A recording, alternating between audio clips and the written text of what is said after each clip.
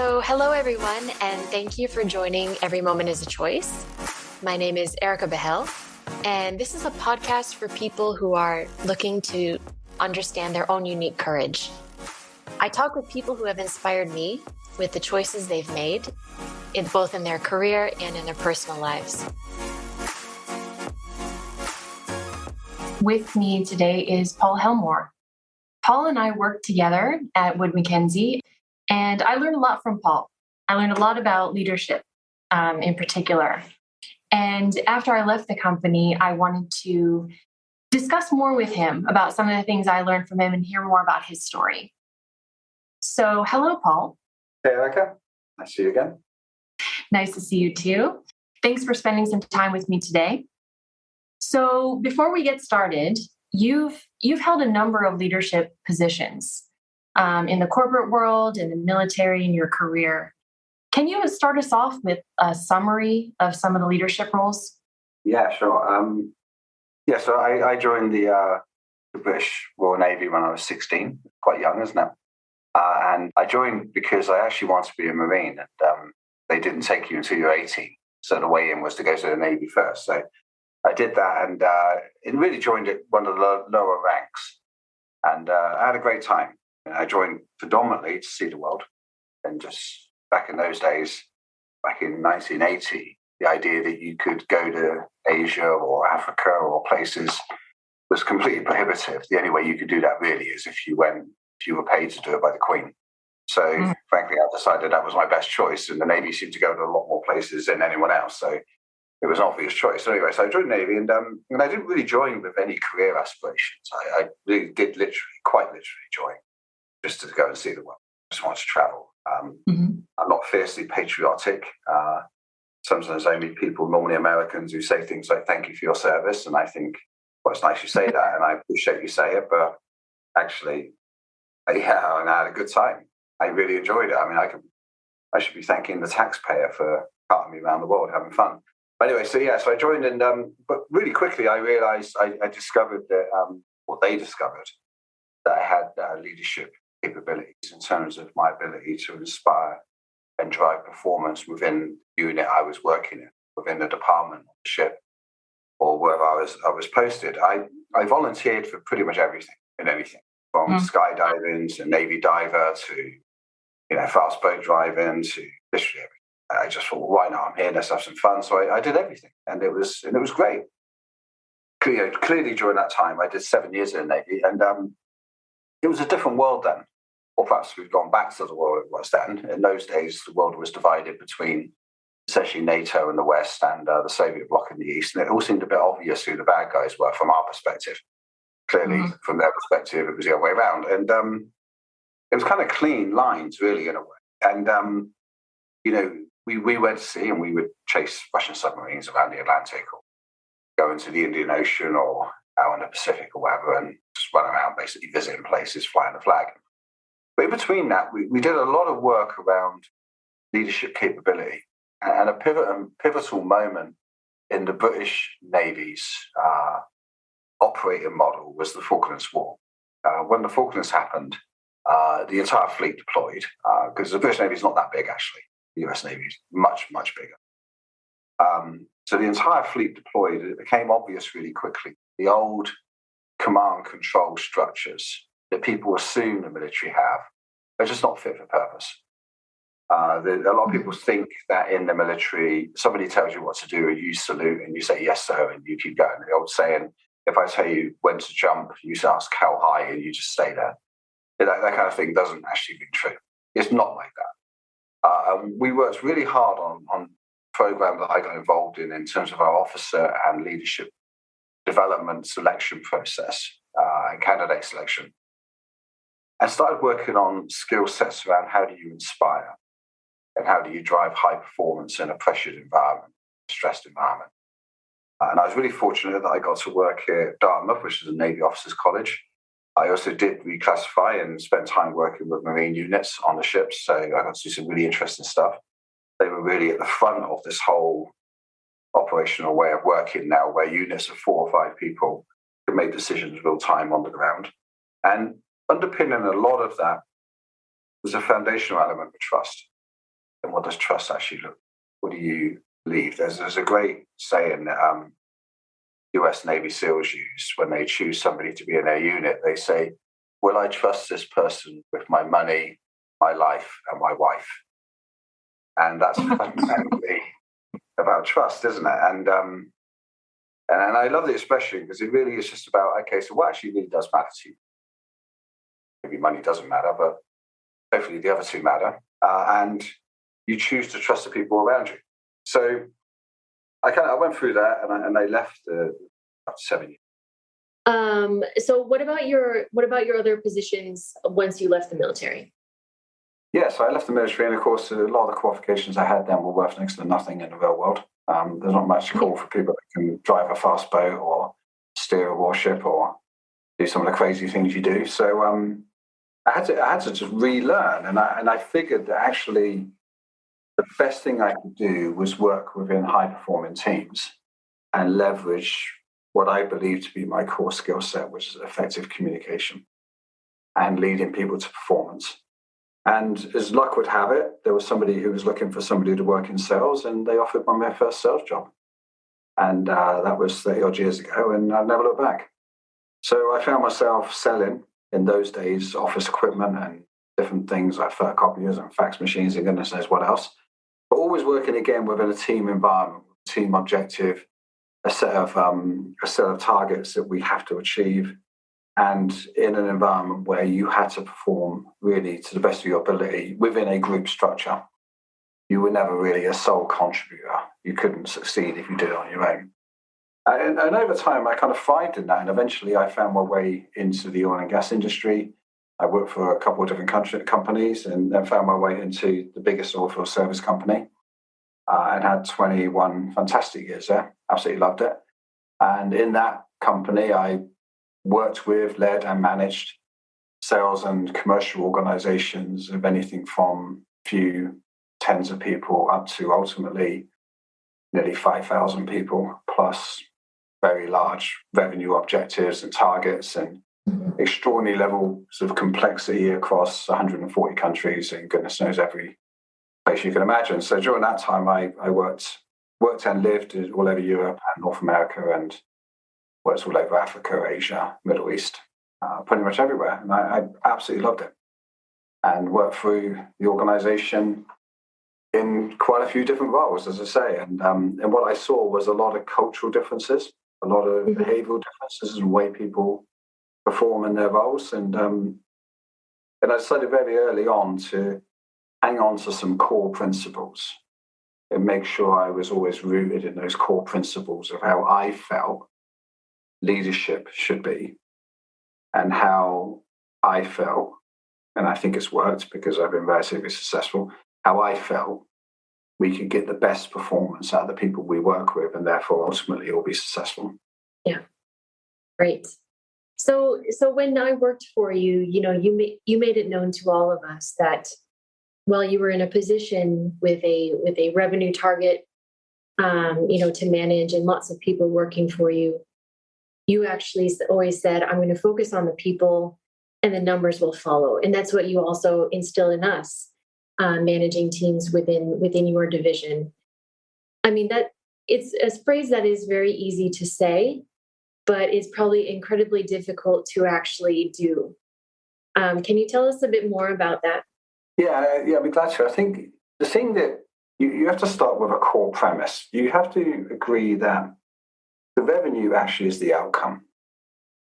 So a lot of organizations, especially sales organizations, commercial organizations, will focus exclusively on the number, as they call it. Get the number and everything's good. And it's true, revenue fixes everything. So your job is to bring the number. But if you concentrate exclusively on a number, you're missing the point of how you get there. And there's a series of activities and milestones that you have to attain to enable you to reach the number. And if you are a people business, which majority of businesses are, then clearly the most important asset on your balance sheet, to put it crudely, are your people. And therefore, you need to ask yourself, how do I incentivize, drive, motivate, and encourage my people to perform to the best of their ability? So at the core question up front is, what kind of people do I have and how do I get the best out of them? And how do they realize their potential? And if you get that bit right, the outcome will be the outcome. And the outcome, bearing in mind that your business hopefully sets up realistic objectives and goals and targets and you get after it, the outcome will be that you will exceed the objective. That's assured. So I tend to think about what's the fundamental starting point, and the starting point is your people. If you're a people business, people-intensive business. So you really concentrate on understanding what motivates them. Are they the right people? Put in place the right people. Make transactions in terms of enabling people to move to other roles or even out of your organization should you need to, because sometimes it's good for them. Sometimes it's just the way it is. But ultimately, you want your team to be succeeding. And that's enabled by the people. It is all about the people. So very early on in the process, take time to understand who they are, what's important to them, what their values are, and then understand what it is that they want from work, what it is they want from this task, this environment. And if there's an alignment, then you can get performance, get very good performance, and have happy people that are contributing positively. So really, for me, it's always been about, first and foremost, understand your people and motivate them to do their jobs to the best of it. I fundamentally believe this. Nobody gets out of bed in the morning and says, I'm going to go to work today and do a terrible job. No one does that. Like, nobody does that. So if you assume that everyone gets out of bed and says, I may not be quite so happy at my job, but I'm still going to give it a go. Or I really love my job and I'm going to do my best. You've got something to work with. To work with that and give them the opportunity to be exceptional. Has that always worked for you? Yeah, pretty much, yeah. Yeah, I can say that I've managed, I don't know what the number is, but it must be well over 1,000 people. Directly, certainly a good few hundred. Indirectly, tens of thousands. And I can say that I've had that policy for 30 years. I can count on one hand, literally on one hand, the amount of times that someone's failed within that environment. Because really, if things go wrong, if you think about it, when things go wrong, often management is tempted as leader to stop blaming the person or the individual for going wrong. But you're in charge, so it's your problem. And if it's going wrong, in my experience, it's going wrong for a few reasons. One is you've asked them to do something they don't understand how to do. But that becomes a training or a coaching issue. When you've stretched them too far, you don't understand what they're capable of, and therefore you're burning them. Maybe that person's dealing with stuff in their life, or in general anyway, which is distracting them from being able to do that task where you should know. So you know not to load them with that task. Or maybe you just never took the time to explain clearly what it is you actually wanted. Or you didn't stay close enough during the process to help them understand what you wanted or what the outcome needed to be. So yeah, I'd say that overwhelmingly it's worked. Overwhelmingly. Great. So you've also mentioned about trusting your team before they've even proven themselves trustworthy. Yeah. And this is something that I'm really curious about, because for me, it would be hard to relinquish control. How do you trust people who you haven't even worked with before? What enables you to do that? Experiencing the reality that it doesn't let me down. As frightening as it is when you're a control freak, and at some level we're all some form of control freak. As frightening as that is, and you have to make the conscious decision that you will choose to trust your people. Because foundationally, that's what they want from you. They want you to trust them. They want you to empower them and give them the opportunity to prove their worth. And notwithstanding commentary we just made around how if things go wrong, there's a bunch of reasons for that. It's rarely it goes wrong because they didn't trust you or they didn't want to trust. It's because you demonstrated you didn't trust them.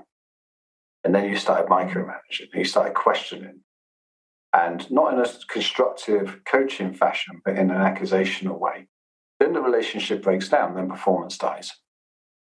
So really, I would argue that you don't have a choice. You have to choose to trust. You can't choose not to. Because if you choose not to, you're guaranteeing your business will underperform and your people will underperform. That's the outcome. So what choice do you have, really? You only have one choice if you want to overperform, and that is to choose to trust your people and trust that they will do the absolute best they can. Yeah. And in your relationship with trust will be formed out of your own life experience. And everyone has a different level of life experience through whatever they went through in whichever previous employment or childhood or whatever developed their relationship with trust. Of course, it will be all different to everybody. It's harder for some people than others. I totally get that. But you just have to make the conscious decision. Because you may well make the targets. You may well have, in brackets, a successful business. But if you've chosen not to trust your people, trust me, they're not happy. You might make the numbers, but you've got an unhappy business. Yeah. It's really good advice to leaders. I mean, I think when you're first starting out in leadership, you may have come up through the ranks and you are focused on getting the job done and trying to steer people towards getting the job done that you're being held accountable for. And your argument is empower. You don't have to necessarily steer hard. You have to empower and guide. Are there any kind of people that you've admired or looked to when you think about how to guide people rather than steer them or micromanage? Yeah, I've had the privilege of working for some really extraordinary leaders. Some people that I just really admire in terms of their capacity to deal with complexity and really challenging situations and somehow still inspire and drive performance. And everyone will have a different relationship with different people, and they'll reference people they've worked with or they know as family or friends. And that's personal. Everyone will have their own journey there, and it's not like there's any one size that fits all.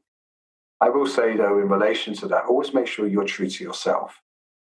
Don't try to be that person. Be yourself, but use the best of what you can from what you learn from that person.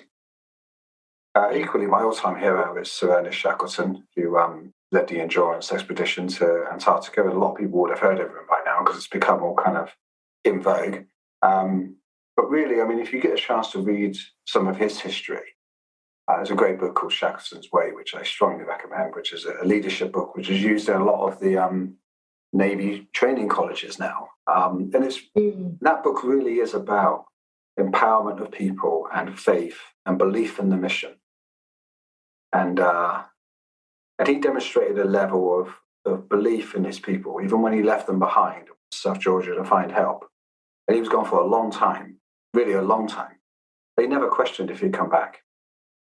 They believed in him because he believed in them. That's an incredible story of faith and belief based on trust. So he's kind of my all-time hero in that sense. And then we all meet people from time to time, and I say shamelessly rip off whatever good ideas they give you. Don't be shy. Because frankly, there's a desperate shortage of good quality leadership in the world right now. Desperate shortage of it. There's a lot of people that can work a spreadsheet. A lot of people can say the right thing in an investor call. There's very few people that know how to lead with authentic belief and also drive performance in their team because they choose them. And as leaders, you're called to do that. It's not about you anymore. The day you start leading, it stops being about you. It starts being about your people. Yeah. Would you attribute most of what you've learned about leadership to your earlier days in the Navy? I think the earlier years established the foundation. There's a kind of there's a completely ridiculous phrase I used to use years ago that I've stopped using, where I would say when things are going wrong or things are quite tough, I say, well, it's okay, no one's shooting at us, because it's a ridiculous statement. Of course, I've had someone shoot at me, so you kind of think, well, but that's not relational. How is that even a helpful thing to say? It's a ridiculous thing to say. Because the most stressful thing that people are dealing with in that time is the most stressful thing. And everyone's personal experience of stress and everyone's personal relationship with trauma is related to their personal experience of stress or trauma. And what may seemingly be an irrelevance to one person is a super stressful thing to someone else. So it's no good making statements like that. The thing I learned really early on is to recognize that everybody in their own space has value. And what they're going through is the most important thing they're going through. So understand their journey and work with them. I learned that really early on, fortunately. But that didn't make me in any way nearly a half-finished article. And I'm still nowhere near a finished article on this. But what I did decide to do was to embark on a journey of continuous learning and literally put my hand up for everything. I literally volunteered for nearly everything, and I tried almost everything. And if there was a chance to go and learn something or to meet somebody, I would do it. I didn't go to university till I was 50. I didn't get my degree till I was 53. So a lot of people say, why would you bother to go? You're only like really 10 years away from retirement. I say, well, why wouldn't you? Why wouldn't you go and realize the opportunity to go and enjoy learning? And I think all the way through my my professional development, I concentrate a lot more on who I'm going to be working with and who can I learn from than the task in hand. And then when the opportunity comes to go to school or do a course or attend a seminar or just speak to some super interesting people, and grab it. It's a privilege. It is an absolute privilege to be in the company of people that are smart enough to teach you things. And that's been my philosophy. So I'm often in the room and I'm thinking, this is horribly intimidating because these people are super smart. I'm in the room and they seem to be happy to talk to me about stuff. So I'll take it. I love that. I love that attitude. And it's so, I think it's so inspiring to me that your story is not about a person who was kind of groomed for success his whole life and is now is in a position of senior authority and with a lot of responsibility on his shoulders. But you took that alternative path of you joined the military very young.